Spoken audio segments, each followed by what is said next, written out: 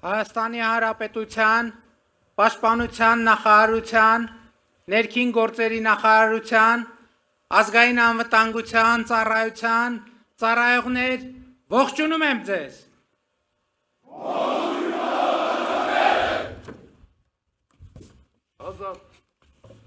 Հայաստանի Հանրապետության մեծարգո նախագահ,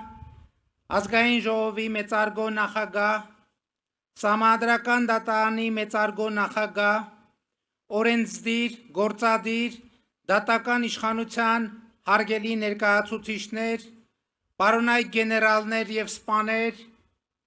հարգելի ծառայողներ, հարգելի ներկաներ, այսօր նշում ենք Հանրապետության տոնը,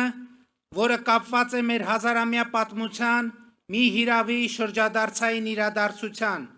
Առաջին Հանրապետության հիմնադրման հետ։ Սարդարապատի հերոսամարտով առարկայացած Առաջին Հանրապետությունը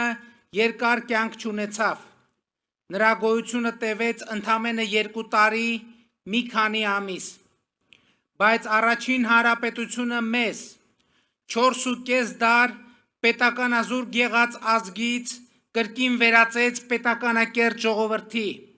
և մեր պատմության մեջ առաջին անգամ նախանշվեց մի պետական համակարգ, հանրապետություն, որտեղ իշխանության տերը Հայաստանի ժողովուրդն է և նա է, որ ընտրությունների միջոցով որոշում է,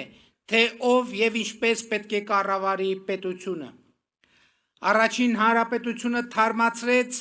բայց չամրապնդեց պետականության մեր ընկալումը,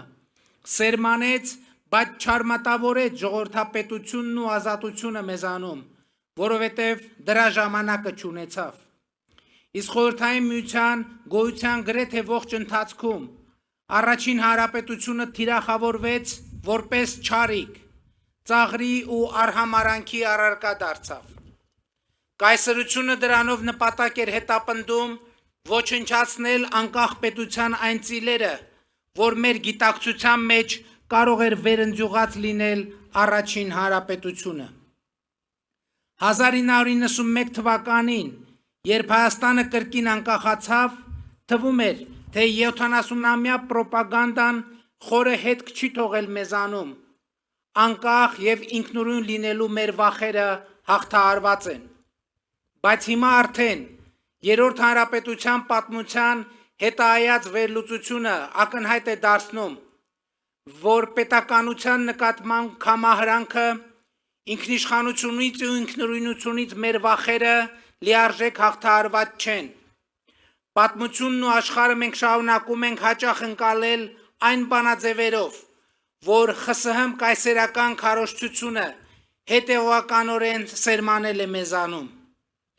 Այս է պատճառը, որ համոզված եմ, մեր պետության ու մեր ինքնության հարատևությունը ապահովելու համար առաջին հերթին հենց սա պետք է հաղթահարենք, ինչի արդյունքում կկարողանանք արձանագրել և մարսել մի քանի առանցքային իրողություն։ Իրողություն թիվ 1. Մեր ինքնությունը մեր պետությունն է։ Մեր պետությունն է մեր ինքնությունը,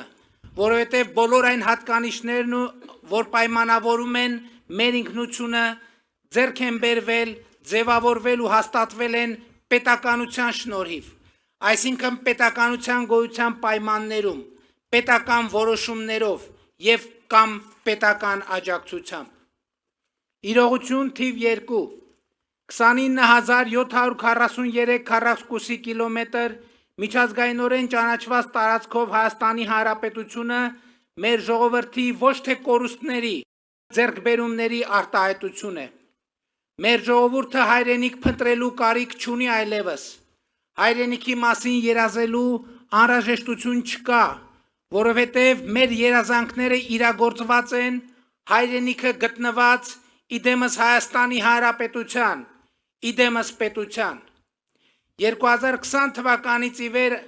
անցնելով դաժան փորձությունների միջոցով, մեր նահատակների կյանքի գնով մենք մեր ինքնիշխանությունը զարգացնելու, պետականությունը գիտակցելու ու հարատև դարձնելու պատմական հնարավորություն ենք ստացել։ Այսօր մենք ավելի պետություն ենք, քան երբևէ, ավելի ինքնիշխան ենք, քան երբևէ, ավելի անկախ ենք, քան երբևէ։ Իրողություն թիվ 3 Վերջին 4.5 դարվա մեր պատմությունը, պատմական Հայաստանը մեզ մեկական հիմնական ուղերձ են հղում։ Մի կրկնեք այդ պատմությունը, մի գնացեք իմ ճանապարհով, մի կրկնեք ինձ, սա մեջբերում է վերջին 450 տարվա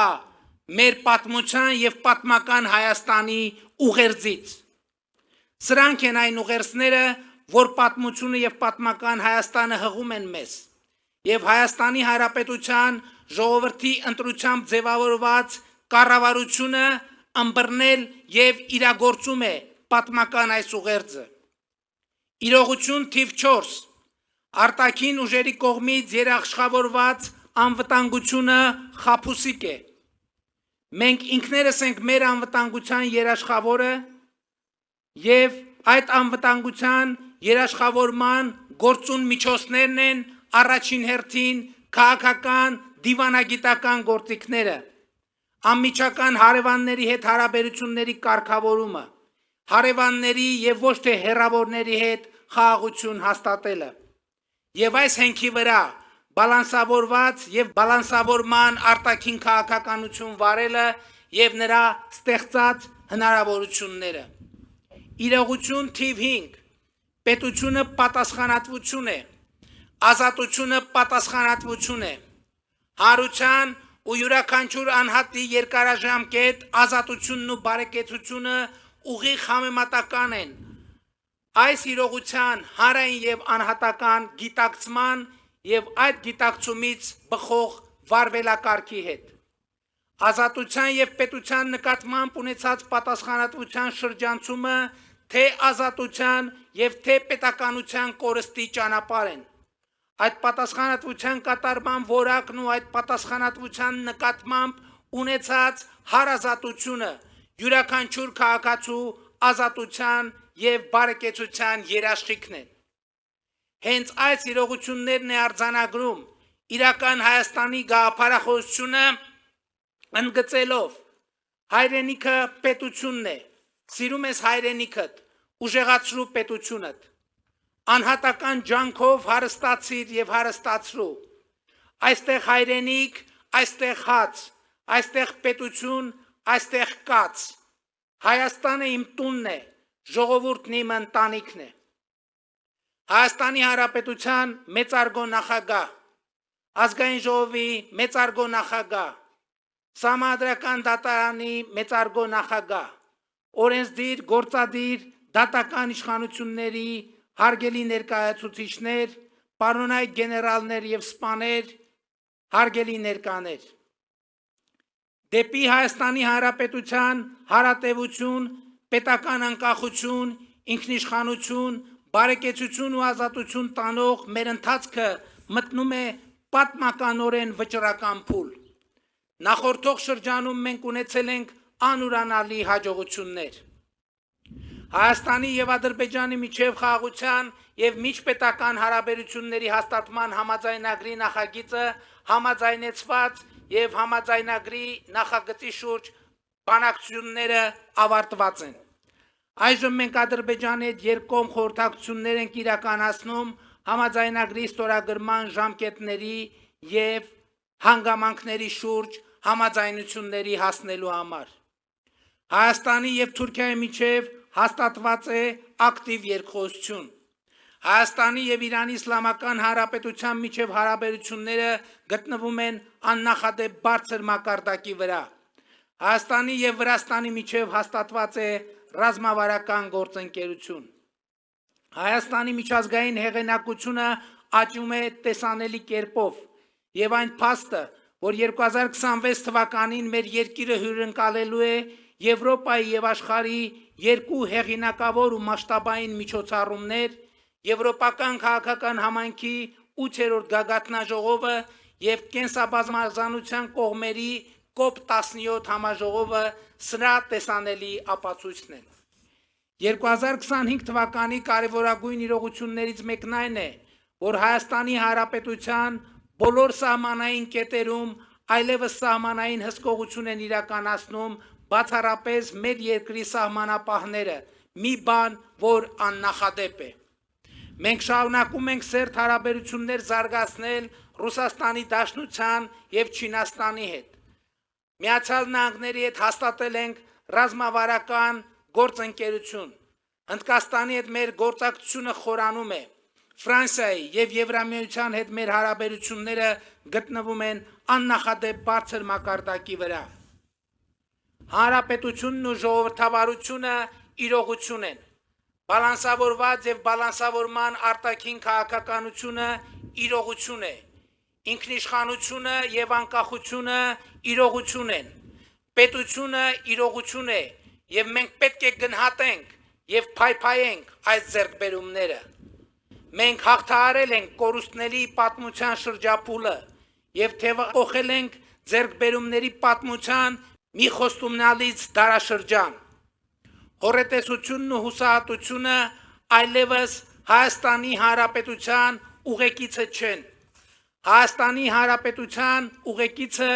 պետականակենտրոն ինքնագիտակցությունն է, աշխարհի գիտելիքահենք իմացությունը, զարգացումը ու ժողովրդավարությունը։ Խաղաղությունն ու անվտանգությունը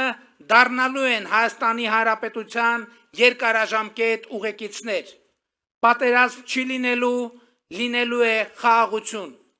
Բոլորի շնորհավորում եմ Հանրապետության օրվա առիթով։